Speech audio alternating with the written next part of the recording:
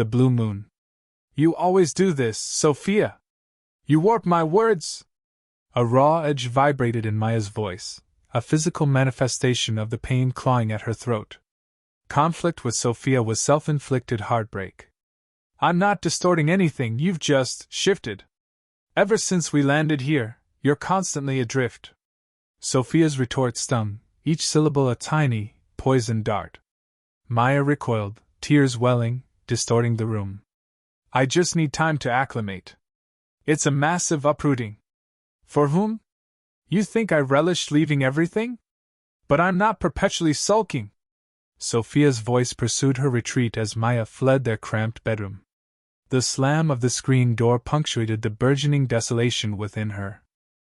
She moved without purpose, driven only by the need to escape the suffocating weight of their quarrel and the unfamiliar house that was meant to represent a new dawn. The waning sun stretched long, distorted figures across the ground, rendering the placid streets of Havenwood unnervingly foreign. She yearned for the raucous symphony of her old neighborhood, the aroma of Mrs. Garcia's simmering spices, the comforting cadence of the life she had left behind. Here, everything felt sanitized, artificially perfect, and utterly isolating. The pungent aroma of evergreens saturated the air as she ventured farther afield, drawn by a dim beacon in the distance.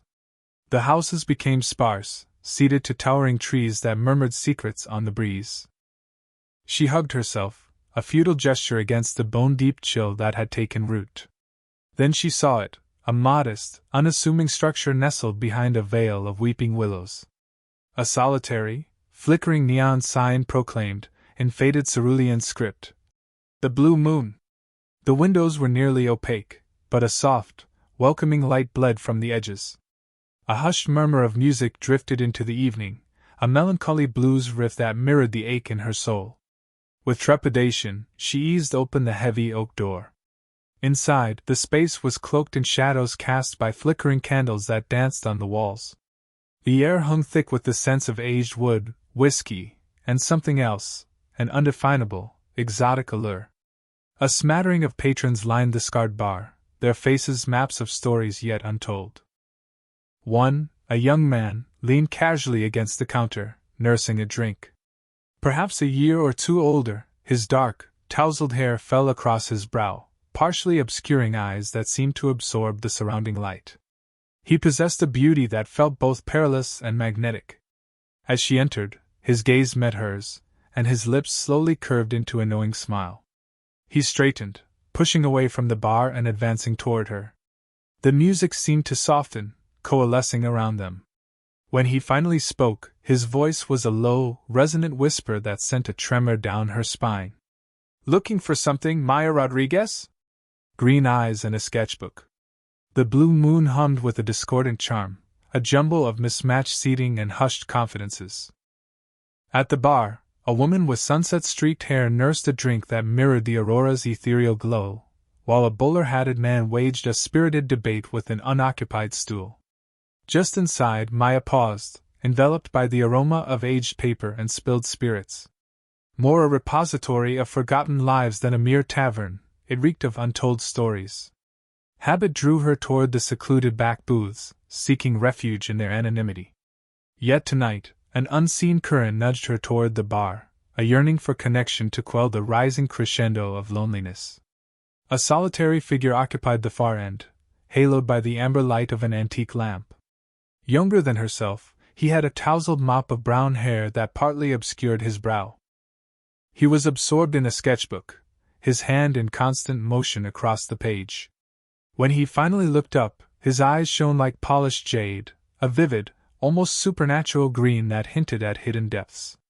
Their gazes met, a soft smile played on his lips, and a surprising warmth bloomed in Maya's chest. He radiated gentleness. Maya faltered. She wasn't one for impulsive introductions, especially in dimly lit havens for eccentrics. Yet he possessed an undeniable magnetism, a quiet creativity that beckoned her closer. It was the sight of his long, expressive fingers deftly wielding the charcoal, the intense focus etched on his face as if grappling with some profound concept. Inhaling deeply, she moved toward him, each step gaining resolve. As she approached, she glimpsed the nascent image in his sketchbook, a swirling chaos of lines and shading, suggesting a landscape both familiar and otherworldly. "Excuse me," she murmured, barely audible. He glanced up, jade eyes widening slightly. The smile returned, open and inviting. "Hi there," he replied, his voice a soft, resonant murmur. "Anything I can do for you?" Maya hesitated, suddenly feeling exposed. I just wanted to say, that's a beautiful drawing." A flush crept into his cheeks. "Oh, thanks. It's nothing, really. Just doodling." He lowered his gaze to the sketchbook, as if uncomfortable under her scrutiny. "Far from doodling," Maya countered, her voice gaining assurance. "It has a feeling. As if you're capturing something tangible." He met her gaze again, piercing and inquisitive. "Perhaps I am," he mused, almost to himself. "Perhaps." He closed the sketchbook, carefully placing the charcoal stick on top. "I'm Liam," he offered, extending a hand. "Maya," she responded, a tingle dancing across her skin as their fingers met. His hand was surprisingly firm, radiating warmth. "So, Maya," Liam began, his green eyes gleaming in the low light. "What brings you to the Blue Moon tonight?" A nervous laugh escaped Maya. "I wish I knew," she confessed. Maybe the faintest hope of stumbling upon something completely unexpected. Whispered secrets. "You made it," Liam said, a genuine smile gracing his lips as he gestured to the stool beside him. The ambient bar noise seemed to soften around them, like the world was politely eavesdropping but trying not to be obvious. "I wasn't sure if you would." Maya perched on the stool, acutely aware of the lingering scent of wood polish and something indefinably him, a faint, earthy aroma that tugged at a memory she couldn't quite grasp. "Couldn't stay away," she confessed, instantly regretting the flippant tone. It sounded forward. He chuckled, a low, melodic sound. "I'm glad." They sat in silence for a moment, not an uncomfortable one, but a space filled with unspoken curiosity. Maya fiddled with the condensation on her glass, the cool moisture a welcome contrast to the sudden heat rising in her cheeks. "So," she began, forcing a casualness she didn't feel. "What exactly do you do?" "Besides haunt dimly lit bars and draw in sketchbooks." Liam's smile widened. "I capture stories." "Stories?" Maya tilted her head. "Of forgotten places. Abandoned houses, crumbling factories, overgrown gardens. Places where time has almost stopped, but the echoes, they linger." As he spoke, his voice dropped, becoming a near whisper that seemed to vibrate against her skin, leaving a trail of goosebumps in its wake. It was a strange, warm sensation, unsettling and undeniably alluring. He reached for his sketchbook, its leather cover worn soft with use. He flipped through pages filled with intricate drawings, a dilapidated greenhouse choked with vines, a deserted train station bathed in the eerie glow of twilight, a grand ballroom with peeling wallpaper and shattered chandeliers. Each sketch was rendered with meticulous detail, capturing not just the physical appearance of the place but also a sense of its atmosphere, its history. "These aren't just drawings, are they?" Maya asked, mesmerized.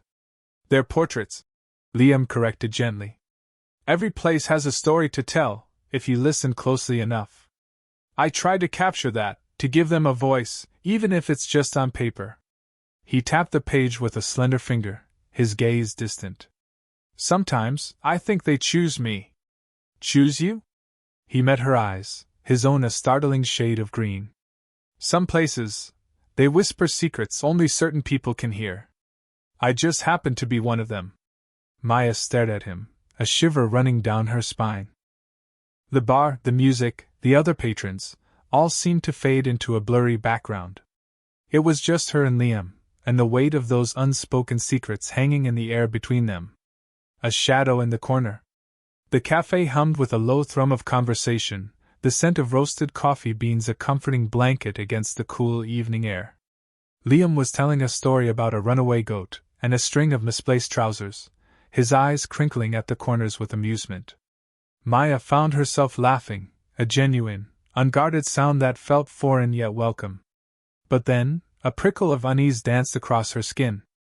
At the edge of her vision, near a stack of dusty books in a shadowy corner, she thought she saw something move. A figure, perhaps, cloaked in darkness, just a suggestion of a form rather than a clear outline. She blinked, and it was gone. "Everything all right, Maya?" Liam asked, his voice laced with concern. I thought I saw something," she mumbled, dismissing it as a trick of the light. But the feeling lingered, a cold draft against her neck. She scanned the corner again. Nothing.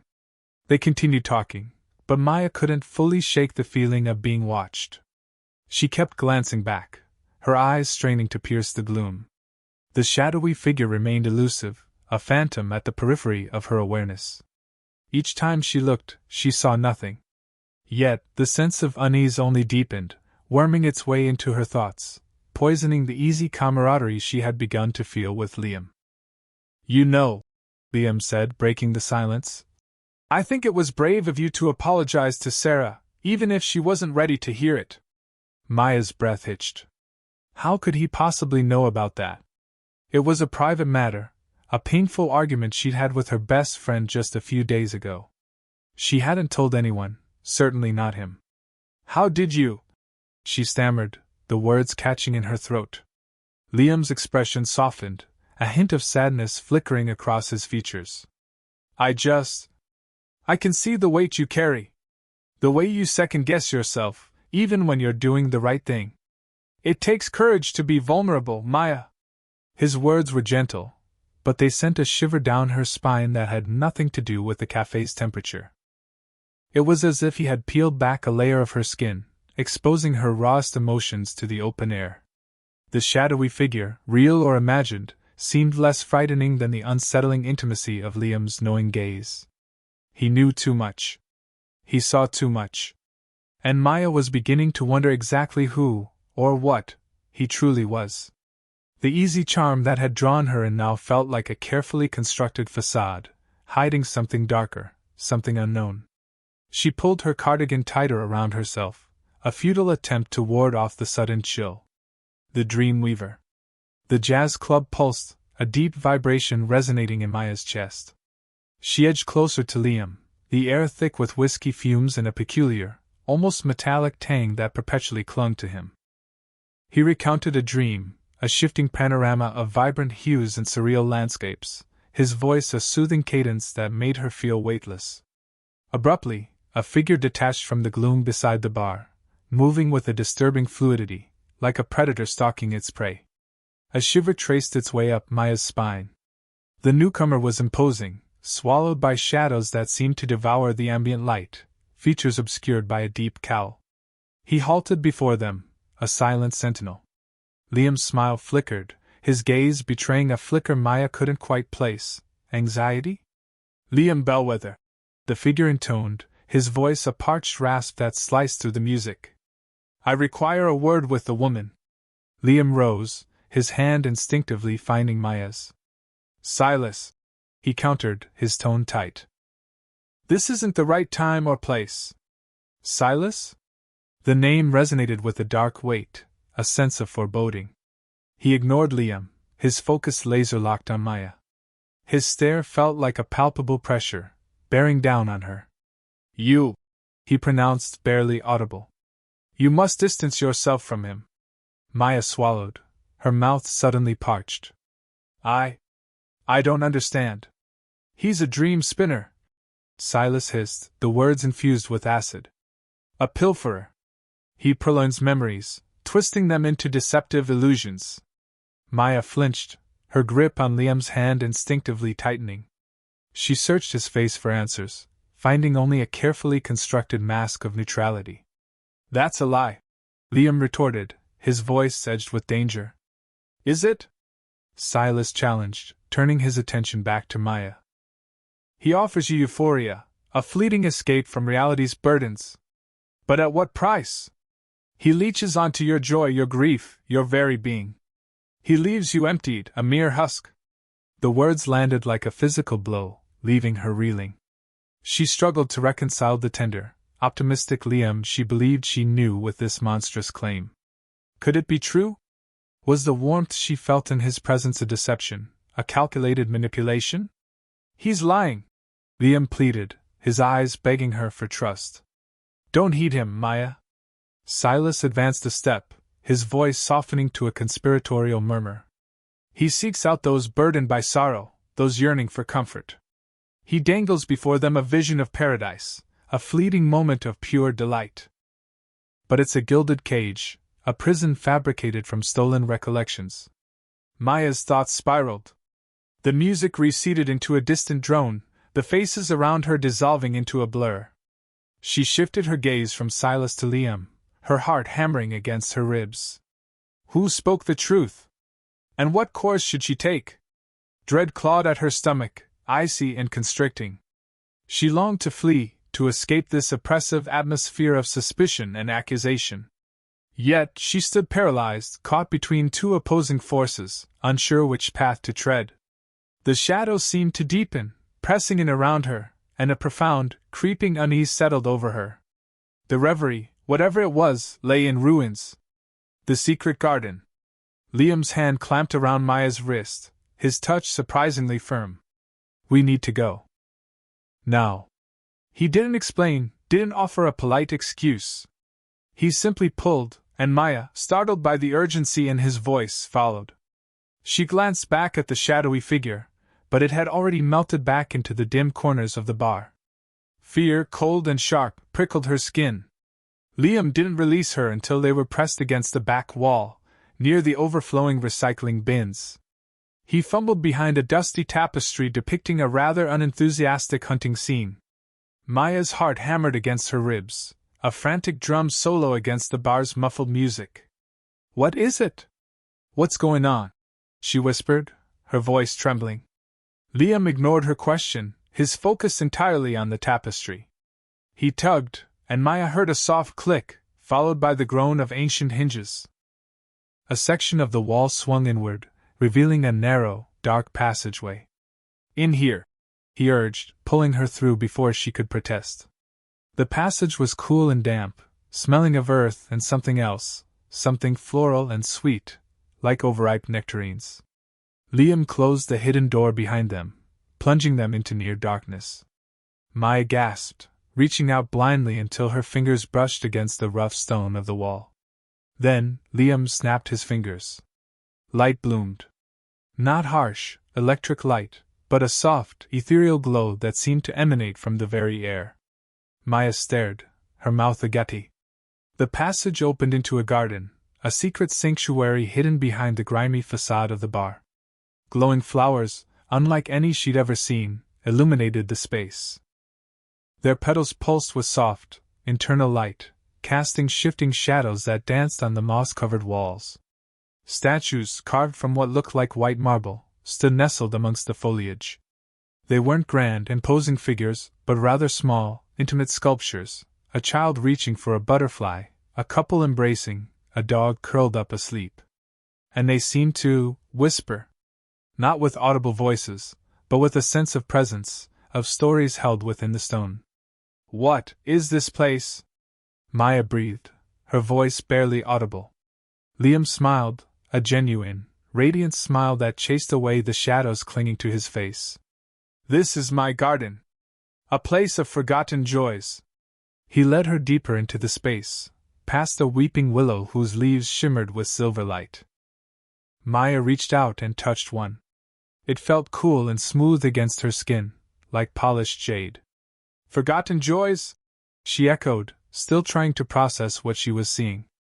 Liam stopped near a statue of a woman reading a book, her face serene. People forget things, Maya.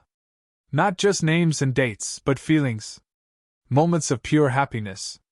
The taste of a grandmother's pie, the sound of a loved one's laughter, the feeling of accomplishment after finishing a difficult task. He paused, his gaze intense. I help them remember. He touched the statue gently, and Maya felt a ripple of warmth pass through her, a fleeting image of herself as a child, building sandcastles on a sun-drenched beach, her father laughing as a wave crashed and soaked them both. The memory was vivid, exhilarating, and then, gone. How? She asked, her voice trembling again, but this time with awe, not fear. It's complicated, Liam said, a shadow briefly crossing his face. It's a gift, and a responsibility. But right now, it's just a garden. And I wanted to share it with you. The Memory Keeper. The scent of honeysuckle hung heavy in the air, thick and cloying. Maya shivered, pulling her cardigan tighter. The secret garden, usually a sanctuary, felt oppressive tonight. Liam was sketching furiously in his notebook, the charcoal scratching against the paper a harsh counterpoint to the chirping crickets. Then, he was there. The same shadowy figure from the greenhouse, coalescing from the deepening twilight. This time, the moonlight caught his face, revealing a man with severe features and eyes that seemed to hold centuries of secrets. He wore a dark, tailored coat that swallowed him whole. Mr. Bellwether, the man said, his voice a low rasp. And Miss Rodriguez. I apologize for the intrusion. Liam stood, placing himself protectively between Maya and the newcomer. You're the one from the greenhouse. The man inclined his head. Silas Blackwood. I am a memory keeper. Maya frowned. A memory keeper? What does that even mean? Blackwood's gaze flickered to her, then back to Liam. It means I safeguard the integrity of memories. I ensure they remain undisturbed. He said the last word with pointed emphasis. Disturbed? Liam echoed, his voice hardening. You mean like you tried to disturb mine? Your abilities are unorthodox, Mr. Bellwether. Dangerous, even. Blackwood took a step closer, and Maya felt a prickle of unease crawl up her spine. Tinkering with memories, even with the best intentions, can have unforeseen consequences. You could unravel the very fabric of someone's being. Liam's jaw tightened. I help people. I ease their pain. I give them back what was stolen from them. Stolen? Blackwood scoffed. Or misplaced? Perhaps best left forgotten? There are reasons some memories fade, Mr. Bellwether. They are shields, protecting us from pain we are not meant to bear. And who are you to decide what pain someone is meant to bear? Liam retorted, his eyes flashing. Who gave you the right to play gatekeeper? It is my duty, Blackwood said, his voice rising slightly. A duty passed down through generations. We are the guardians of the past, ensuring its stability. You are disrupting the natural order. Maya stepped forward, her voice small but firm. But Liam's not hurting anyone. He's making people happy. Blackwood turned his gaze on her, and Maya suddenly felt exposed, as if he could see every vulnerability, every insecurity. Happiness is a fleeting emotion, Miss Rodriguez. Memories are forever. And tampering with them can have permanent repercussions. So what? Liam challenged, his voice tight with controlled anger. You're going to stop me? Lock me away? Erase my own memories? Blackwood's expression softened slightly, though his eyes remained cold. That is not my intention, Mr. Bellwether. I simply wish to dissuade you. To make you understand the gravity of your actions. He paused, his gaze sweeping over the garden. This place, this power, it is not a toy. It is a responsibility. One you are not ready for. Liam took a step closer to Blackwood, his voice low and dangerous. I'm more ready than you think. And I'm not afraid of you, or your duty. I will not stop helping people. The air crackled with tension. Maya held her breath, unsure what would happen next. The crickets had fallen silent. The honeysuckle scent, usually sweet, now felt suffocating. Trusting the artist. The half-empty glass of lemonade on the table seemed to mock Maya's confused thoughts. Liam wasn't stealing memories, was he? The image of Mrs. Abernathy, her face alight with a forgotten joy as she clutched a phantom bouquet, flashed in her mind.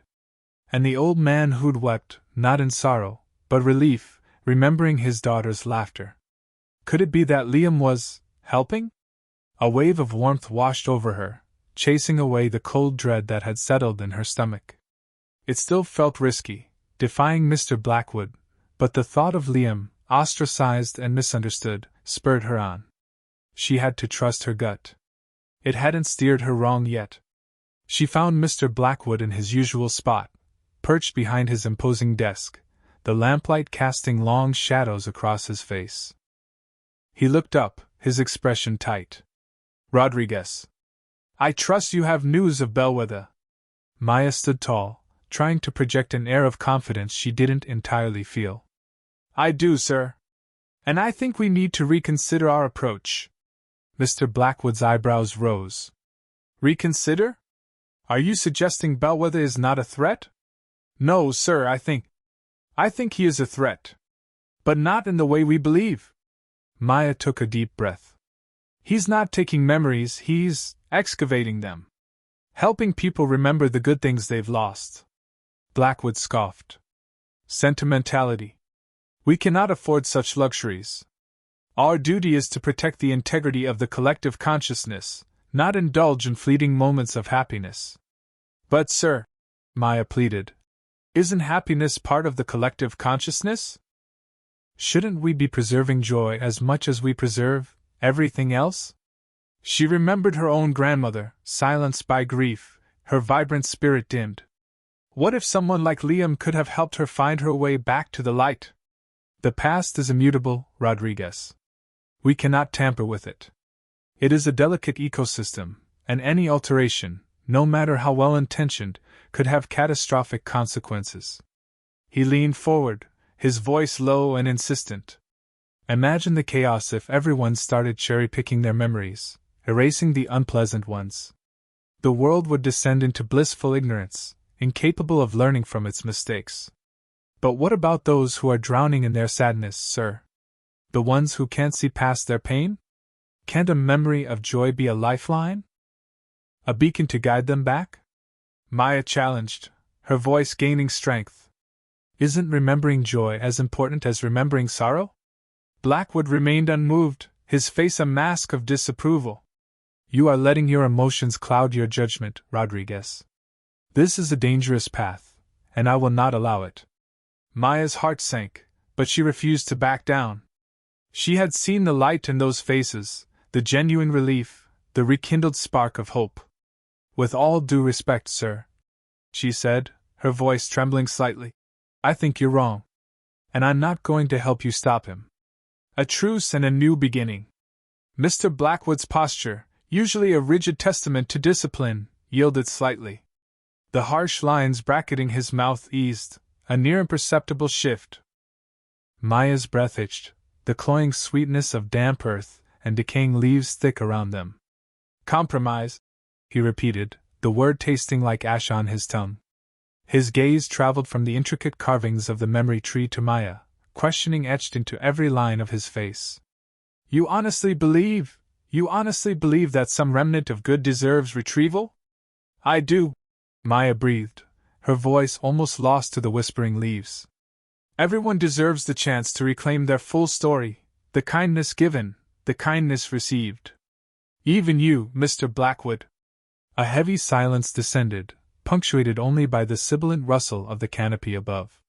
Liam moved forward, his presence a quiet reassurance. "I can assist, Silas. I perceive the echoes of those moments, the emotions clinging to them. I can help you refine the process, resurrect the light without compromising the necessary safeguards." Mr. Blackwood's eyes narrowed, suspicion warring with a flicker of something akin to yearning. "You possess the sight?" Liam affirmed with a solemn nod. "I do. I've used it to guide others toward solace, toward their truest path. I believe I can lend that gift to you, to restore what's been obscured." The air thrummed with unspoken stakes.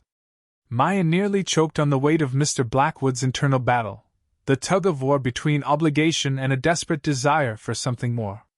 He raked a hand through his closely cropped hair, a rare display of inner turmoil. "What, precisely, would this entail?" he finally rasped. "We would require access to the memories you've sequestered," Liam elucidated. "Not to alter their core, but to gently nurture the positive emotions back to prominence. To reinforce the thread of compassion woven throughout." Mr. Blackwood studied Liam with unnerving scrutiny, a gaze that seemed to bore through flesh and bone.